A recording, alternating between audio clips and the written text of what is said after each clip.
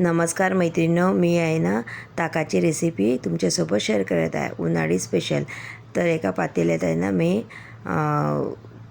दही टाकून घेतलेलं आहे आणि छान असं मिक्स करून घ्यायचं आहे, एकजीव करून घ्यायचं आहे। तुम्ही बघू शकता। त्याच्यानंतर आहे ना मी थंड पाणी टाकून घेतलेलं आहे।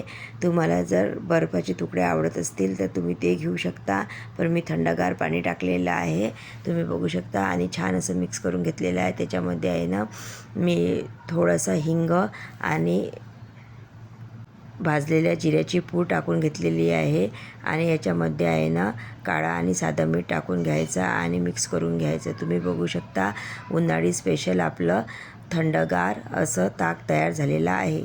आता मी आहे ना एका ग्लासमध्ये ते ताक टाकून घेत आहे आणि त्याच्यानंतर आहे ना त्याच्यावर थोडंसं काळं मीठ आणि जिऱ्याची पूड टाकून घ्यायची आहे। तुम्ही बघू शकता आपलं ताक किती छान तयार झालेलं आहे। तुम्हाला जर माझी रेसिपी आवडली असेल तर सबस्क्राईब करायला विसरू नका।